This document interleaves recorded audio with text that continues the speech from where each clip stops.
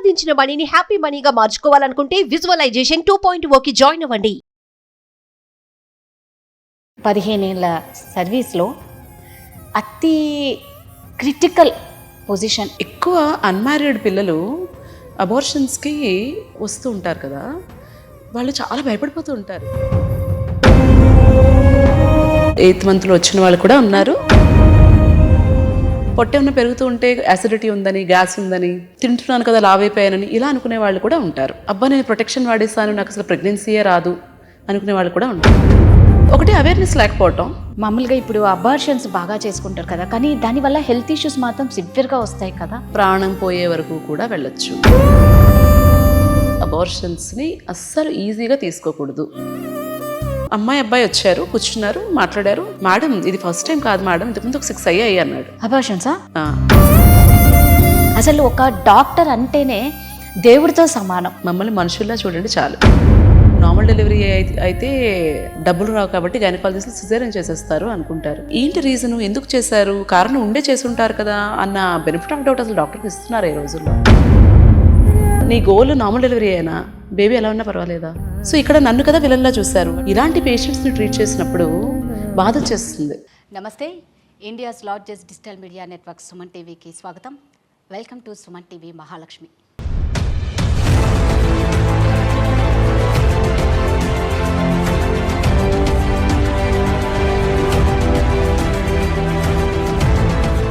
తల్లి జన్మనిస్తే డాక్టర్ పునర్జన్మనిస్తారు. ఎంత పెద్ద జబ్బు వచ్చినా సరే అండి, డాక్టర్ నవ్వుతూ ట్రీట్మెంట్ ఇస్తే ఆ పేషెంట్కి కొండంత ధైర్యం వస్తుంది. అర్ధరాత్రి అనక అపరాత్రి అనక ఎంత గాఢ నిద్రలో ఉన్నా సరే అండి, ఒక్క కాల్తో డాక్టర్ రియాక్ట్ అయిపోయి ఎంత అలర్ట్గా సర్జరీ చేయాలంటే అది చిన్న విషయం కాదు. అందుకే డాక్టర్లను దేవుళ్లతో సమానం అంటారు. మమ్మల్ని దేవుళ్లతో పోల్చకపోయినా పర్లేదు, కానీ ఒక మనిషిగా గుర్తించండి అంటున్నారు మన మహాలక్ష్మి. తన దగ్గరకు వచ్చే ప్రతి పేషెంట్ని ఒక బిడ్డలాగా, ఒక ఫ్రెండ్ లాగా ట్రీట్ చేస్తారు. అందుకే తన ట్రీట్మెంట్ కోసం ఎంతోమంది వెయిట్ చేస్తూ ఉంటారు. తనే అండి ఇవాల్టి Suman TV Mahalakshmi, gynaecologist doctor Shilpa from Vizag.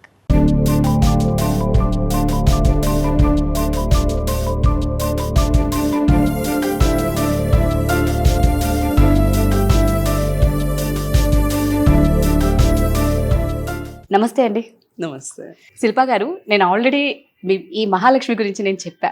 అంటే మీ లైఫ్ అంతా చాలా కూల్గా వెళ్తుంది, ఆడుతూ పాడుతూ. అంటే ఏ బాధలు వచ్చినా మీరు తట్టుకోగలుగుతారు కాబట్టి ఈరోజు ఇంత హ్యాపీగా నాకేమీ లేవు అని కూల్గా ఉండగలుగుతున్నారు. ఫస్ట్ శిల్ప గారి బాల్యం గురించి తెలుసుకోవాలని ఉంది, ఇంత హ్యాపీగా లైఫ్ని ఎంజాయ్ చేస్తున్నారు కాబట్టి. హ్యాపీనెస్ అన్నది ఒక మనిషి పర్స్పెక్టివ్. ఒకళ్ళు ఇంత ప్రాబ్లంకే చాలా పెద్ద ప్రాబ్లం ఉంది అనుకోవచ్చు, ఒకళ్ళు పెద్ద ప్రాబ్లంని కూడా నాకు ఏ ప్రాబ్లం లేదు అనుకోవచ్చు. సో ఎప్పుడు కూడా ఒక మనిషి 100% హ్యాపీగా ఉంటారని కాదు, ఎప్పుడు కూడా సాడ్గా ఉంటారని కాదు. మనం మన లైఫ్లో ఎదురైన సిచ్యుయేషన్స్ని ఎలా హ్యాండిల్ చేస్తాము అన్న దాని మీద డిపెండ్ అవుతుంది. మీరు చెప్పినట్టే I'm very fortunate to have a beautiful family. అమ్మ నాన్న, తమ్ముడు, ఇప్పుడు హస్బెండ్, ఇన్లాస్ అందరూ చాలా బాగా చూసుకునేవాళ్ళే. అలా అని లైఫ్లో ఎప్పుడు కష్టాలు లేవు అని కూడా కాదు. మా చిన్నప్పుడు పల్లెటూరులో పెరిగాను. 7 కజిన్స్ అందరం ఉండేవాళ్ళం కలిసి. పూర్ పీపుల్ అని చెప్పాం, కానీ కొంత జాగ్రత్తగా ఉండేవాళ్ళు కదా ఇదివరకు రోజుల్లో. సో అంత యాడిక్వేట్గా ఫ్రూట్స్ కానీ ఫుడ్ కానీ అంటే మరీ ఎక్కువగా అలా ఇప్పుడున్నట్లయితే ఉండేది కాదు. సో పల్లెటూరులోనే చదువుకున్నాను 6th క్లాస్ వరకు, 6th 7th క్లాస్ వరకు. తర్వాత తెలుగు మీడియంలోనే చదువుకున్నాను నేను 10th క్లాస్ వరకు. తర్వాత సడన్గా ఇంటర్మీడియట్ ఇంగ్లీష్ మీడియంలోకి షిఫ్ట్ అవటం, ఆ ట్రాన్సిషన్ కొంచెం ఇబ్బంది పడ్డాను. తర్వాత మళ్ళీ ఎంబీబీఎస్ అడ్మిషన్కి, తర్వాత మళ్ళీ ఎంబీబీఎస్ అంతా పీజీ అడ్మిషన్కి. ఎవరి లైఫ్ స్మూత్గా ఉంటుందని అనను, కానీ మంచి సపోర్ట్ సిస్టమ్ ఉంటే మనకి చిన్న చిన్న కష్టాలు ఎదురైనా కూడా మనం ఓవర్కమ్ చేయగలం. ఎగ్జాక్ట్లీ. అండ్ ఇంకొకటి ఏంటంటే, ఈ కొంతమందికి ఇన్హరెంట్గా నేచర్ ఉండొచ్చు, ఏ కష్టమైనా ఫేస్ చేసే యాటిట్యూడ్ ఉండొచ్చు. అందరూ ఒకలా ఉండరు కదా.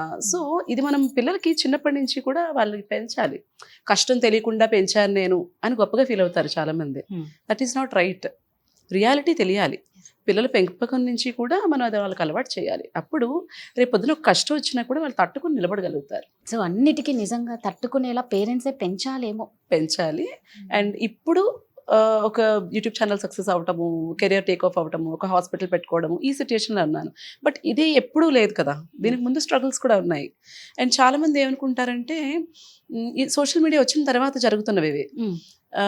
కనిపించిందే నిజం అనుకుంటారు. కరెక్ట్. ఇప్పుడు మనం నవ్వుతూ ఒక పిక్చర్ పెట్టాం అనుకోండి, అబ్బా వీళ్ళ లైఫ్లో మొత్తం హ్యాపీనెస్ ఉంది అనుకుంటారు, ఏం కష్టాలే లేవనుకుంటారు. కానీ మనకు తెలియదు కదా, ఇప్పుడు మీకు నేను నవ్వుతూ కనిపిస్తున్నాను, నాకు ఎన్ని ప్రాబ్లమ్స్ ఉన్నాయి మీకు తెలియదు కదా. సో కనిపించినంత నిజం కాదు. ఎవరు కష్టం ఫోటో తీసి పెట్టుకోరు కదా సోషల్ మీడియాలో. పెట్టుకుంటావా? మనం ఏడుస్తూ అని ఫోటో తీసి పెట్టుకోం కదా. సో ప్రతి మనిషి హ్యాపీగా ఉంటారు, వాళ్ళ కష్టాలు లేవు, నాకే కష్టాలు ఉన్నాయి. ఆ విక్టిమ్ మైండ్ సెట్ అనేది మాత్రం నాకు నచ్చదు. దీనికి ఎగ్జాంపుల్ ఏంటంటే, ఒక లేడీని నేను ట్రీట్ చేశాను, మేబీ 1 year అయినట్టుంది. చాలా మందిని పేషెంట్స్ని చూస్తాం కదా, అన్ని గుర్తుండవు, బట్ కొన్ని ఇన్సిడెంట్స్ గుర్తుండిపోతాయి. ఆవిడ ఏంటంటే చాలా దీనమైన స్థితిలో ఉన్నాను, నేను చాలా హెల్ప్లెస్ అని చాలా వీక్గా వచ్చారు. ఏమైందమ్మా అంటే, ఇక్కడ ఇంత దెబ్బ ఉంది. ఏమైందమ్మా అంటే, మా బాబు కొట్టేశాడమ్మా నేను నన్ను అని చెప్పాడు. ఏం చదువుతున్నాడు అంటే, ఇంజనీరింగ్ చదువుతున్నాడు. ఇంజనీరింగ్ చదువుతున్న బాబు 40 ఏళ్ల తల్లిని కొట్టడం ఏంటి, ఎందుకు అలా అయింది అంటే, ఏం చేస్తామమ్మా నా పరిస్థితే అంత, నా హస్బెండ్ నన్ను వదిలేసి వెళ్ళిపోయారు, మరి ఈ హస్బెండ్ లేనప్పుడు పిల్లలు ఎలా ఉంటారు, ఇలాగే కదా ఉంటారు, ఎందుకు ఉండాలి, అదే కదా, ఎందుకు ఉండాలి, మిమ్మల్ని మీరు నేను పెథటిక్, నాకు చేత కాదు, నేను ఇంతే అని మీరు యాక్సెప్ట్ చేసి మీరు ఒక వీక్ ఉమెన్ అయినప్పుడు ఆటోమేటిక్గా మీ పిల్లలు కూడా మిమ్మల్ని అలాగే చూస్తారు. మనకి మనం రెస్పెక్ట్ ఇచ్చుకోకపోతే మనకి ఎక్కడ రెస్పెక్ట్ దొరకదు, ఫ్యామిలీలోనూ దొరకదు, బయట దొరకదు. సో ఆ విక్టిమ్ మైండ్ సెట్ అనేది ఉండొద్దు అంటాను నేను. కష్టాలు ఎవరికైనా ఉండొచ్చు, నాకు చాలా పెద్ద కష్టం వచ్చింది 3 ఏళ్ల క్రితం, అది ఓవర్కమ్ అయింది, రేపు పొద్దున వస్తుందేమో ఏమో, అలాంటి లైఫ్ ఆపేయలేం కదా. అయ్యో నాకే ఎందుకు ఇలా వచ్చింది అని ఉండిపోతే ముందుకెలా వెళ్తాం, ముందుకెళ్ళలేం కదా. అంటే గైనకాలజిస్ట్ డాక్టర్ కాబట్టి రకరకాల కేసెస్ చూసింటారు శిల్పా గారు. 15 ఏళ్ళ సర్వీస్లో అతి క్రిటికల్ పొజిషన్ మీరు ఏది చూసి చాలా బాధపడి ఎమోషనల్గా, అంటే మీరు ఇందాక అన్నారు అలాంటి ఎమోషన్స్ మీకున్నాయి, బట్ పేషెంట్ మీ దగ్గరకు వచ్చినప్పుడు ఒక బిడ్డగా మీరు ట్రీట్ చేయాలి, మీరు తల్లులే బిడ్డగా ట్రీట్ చేసి ఇది క్రిటికల్ పొజిషన్ నుంచి మీరు వాళ్ళని బయటికి తీసుకొచ్చి, ఇది నాకు చాలా హ్యాపీ ఇచ్చింది ఈ కేస్ అన్నది ఏముంటుంది? మీకు అన్ని హ్యాపీ మూమెంట్సే ఉంటాయి అందులో. ఎగ్జాక్ట్లీ, అందులో ఏదైనా ఒక్కటి ఇంకా క్రిటికల్ అంటే ఇంకా మనం కొన్ని కేసెస్ హ్యాండ్ వదిలేస్తారు. బై డిఫాల్ట్ గైనకాలజీలో అవుట్కమ్ అనేది గుడ్డే ఉండాలి. ఒక న్యూరో సర్జరీ అంటే బ్రెయిన్ సర్జరీనో హార్ట్ సర్జరీనో ఒకవేళ ఫెయిల్ అయింది, లేకపోతే ఇంత రిస్క్ ఉంది ఫెయిల్ అవడానికి, లేకపోతే పేషెంట్ డెత్ అవడానికి హై రిస్క్ కేసెస్ ఉంటాయి. బట్ గైనిక్లో outcome has to be good. ఎందుకు? ఏదో డెలివరీకి వస్తారు, లేకపోతే యూట్రస్ రిమూవల్ సర్జరీస్కో, ఓవేరియన్ సిస్ట్ రిమూవల్ సర్జరీస్కో ఇలాంటి వాటికి వస్తుంటారు. సో అవుట్కమ్ అన్నది ఎప్పుడు కూడా బాగా, it has to be good. So ప్రతి కేసులోనూ చాలా సాటిస్ఫాక్షన్ ఉంటుంది. ఎందుకంటే మీరు అనుకోవచ్చు డెలివరీస్ కాకుండా ఇంకేమన్నా క్రిటికల్గా హ్యాండిల్ చేశారని, మీరు అలా అనుకుంటున్నారు కదా. కానీ ఒక లేడీకి చైల్డ్ బర్త్ అనేది ఎన్నిసార్లు వస్తుంది?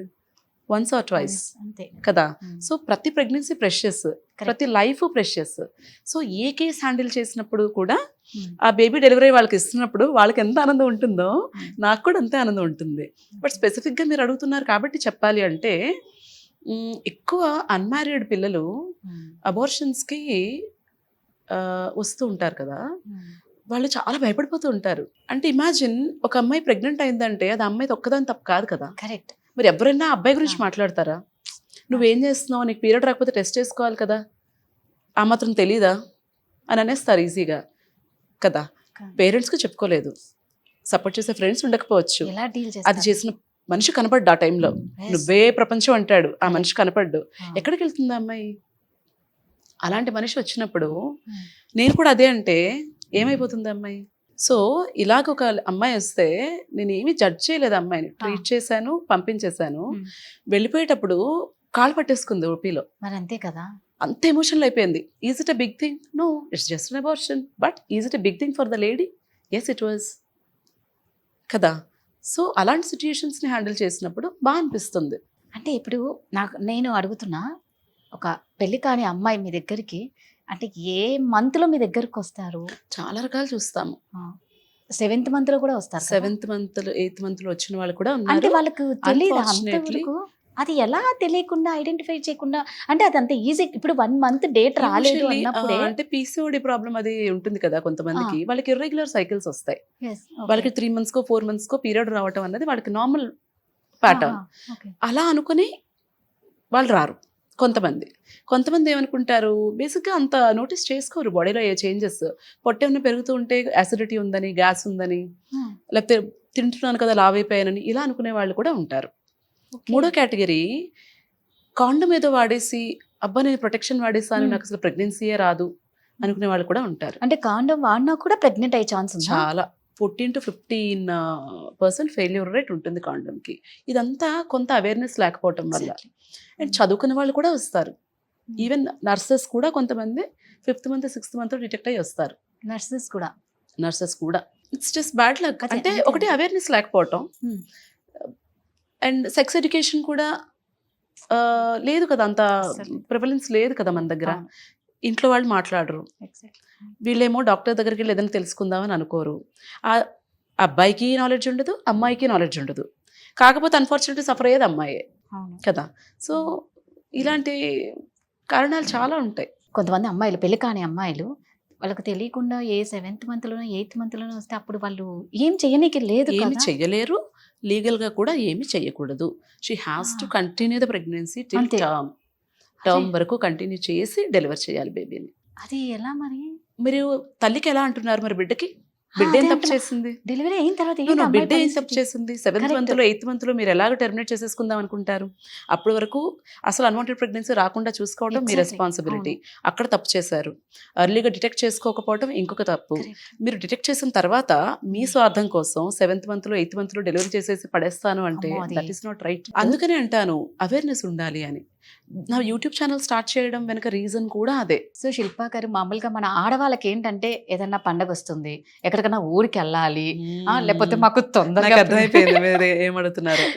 ఆ పిల్స్ ఒకటి యూజ్ చేస్తాం. హెల్త్ వైజ్ ఎంత తొందరగా పీరియడ్ వద్దు అని. వద్దు అనేసి ఆ డేట్ ని డిలే చేయాలి. మనకి ఇష్టం వచ్చినప్పుడు డేట్ రావాలి, దాని ఇష్టం వచ్చినప్పుడు మనం ఉండొద్దు. So Yeah. అలాంటప్పుడు ఎలాంటి ప్రాబ్లమ్స్ ఫేస్ చేస్తారు అమ్మాయిలు? పీరియడ్ అన్నది కూడా నార్మలే కదా. Why should you use Pills. Pills to postpone the period కదా. Hmm. ఇంక గుడికి వెళ్ళకూడదు అంటారు. నాకైతే అది నమ్మకం లేదు. నేను ఈ రోజు వరకు నేను కానీ మా ఇంట్లో వాళ్ళు కానీ ఒక్క రోజు కూడా పీరియడ్ పోస్ట్పోన్మెంట్ పిల్ వేసుకోలేదు. నేను పేషెంట్స్ కూడా అదే చెప్తాను, వద్దు అని చెప్తాను. అయినా కూడా వినకుండా కొంతమంది అయితే వాళ్ళ హ్యాండ్ బ్యాగ్లో పెట్టుకొని తిరుగుతూ ఉంటారు. ఏ అవసరం వచ్చినా మింగేస్తూ ఉంటారు. ఇది యాక్చువల్లీ దీని గురించి చెప్పండి, నేను ఒక స్కూల్ హెల్త్ ప్రోగ్రామ్స్ చేస్తూ ఉంటాను. ఆ స్కూల్ హెల్త్ ప్రోగ్రామ్కి వెళ్ళినప్పుడు ఒక 8th class అమ్మాయి అడిగింది నన్ను, మేడం పీరియడ్ పోస్ట్పోన్మెంట్కి పిల్స్ వేసుకుంటారు కదా, అది వేసుకోవచ్చా అని. అసలు 8th class అమ్మాయికి అది ఎలా తెలిసిందన్నది నాకు అర్థం కాలేదు. అంటే ఇంట్లో అంత ఎక్కువగా ఇంట్లో వాళ్ళంతా దాన్ని Yes. అబ్యూస్ చేస్తున్నారు. సో ఈ పీరియడ్ పోస్ట్పోన్మెంట్ అన్న రీజన్ కోసం ఆ పిల్ని డిజైన్ చేయలేదు. We all practise evidence based medicine. అంటే ఒక టాబ్లెట్ ఇవ్వాలి అంటే అది ఎందుకు ఇవ్వాలి, Yes. దానికి ఈ కండిషన్స్కి ఈ టాబ్లెట్ ప్రిస్క్రైబ్ చేయాలని ఉంటుంది. ఎక్కడ కూడా మెడికల్ సైన్స్లో పీరియడ్ పోస్ట్పోన్ చేసుకోవడానికి ఈ టాబ్లెట్స్ వాడుకోండి అని ఉండదు. ఇండియాలో మన కల్చర్ వైజ్ కొంతమంది అడుగుతూ ఉంటారు, బట్ దీన్ని అదే పనిగా అబ్యూస్ చేయకూడదు. ఒక్కొక్కసారి ఒక లేడీని చూశాను నేను, తనకి రావడమే చాలా సివియర్ పెయిన్తో వచ్చారు.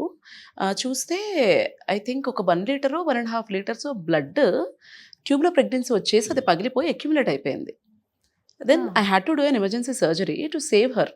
ఒక 3 ప్యాకెట్ల బ్లడ్ పెట్టాల్సి వచ్చింది. ఇదంతా ఎందుకైంది, ఇలాంటి పీరియడ్ పోస్ట్పోన్మెంట్ పిల్స్ వల్ల కూడా అందరికీ ప్రెగ్నెన్సీస్ ఫెలోపియన్ ట్యూబ్లోనే ఫామ్ అవుతాయి. ఆ ట్యూబ్ మూవ్మెంట్ ఏమైనా కొంచెం స్లో అయిపోయింది అనుకోండి, బేబీ వెళ్ళి అక్కడ అతుక్కొని ఉండిపోతుంది. ఇలాంటి పిల్స్ వల్ల అలాంటి ప్రాబ్లమ్స్ కూడా రావచ్చు. Why do you abuse it? ఇంకొక కండిషన్ చెప్తాను. ఒక అమ్మాయి పెళ్లి ముహూర్తాలు ఉన్న పిల్లలు వస్తూ ఉంటారు కదా, వాళ్ళు వచ్చినప్పుడు యూజువల్లీ ఏం చేస్తారంటే ఇంట్లో చేయాల్సినవన్నీ చేసేసి పీరియడ్ టైం కూడా దాటిపోయి లాస్ట్ మినిట్లో వస్తారు. వచ్చి పీరియడ్ పోస్ట్పోన్మెంట్ పిల్ కావాలి అంటారు. అప్పుడు నేను ఒకటే చెప్తా, ఇది పని చేయొచ్చు, పని చేయకపోవచ్చు. అలానే ఎక్కువ డోసెస్ వేసుకోవటము అది కూడా మంచిది కాదు కదా. ఒక అమ్మాయికి ఇలాగే పెళ్ళి రేపు అన్నవరంలో ఉందనగా పాపం అమ్మాయికి ముందు రోజు పీరియడ్ వచ్చేసింది. నేను పిల్ పెట్టిన అమ్మాయికే. ఓకే. రావచ్చు, రాకుండా ఆపలేం కదా. If you come late are if the dose is not adequate అది రావచ్చు, బికాస్ దట్ పిల్ is not design to do that. ఆ అమ్మాయి అయితే నాకు ఇప్పుడు చచ్చిపోవడం తప్ప ఇంకొక దారి లేదు, రేపు పొద్దుట పెళ్ళి ఉంది, నేను ఈ విషయం ఇంట్లో చెప్తే పెళ్ళి ఆపేస్తారు. వై? ఎందుకు ఆపాలి?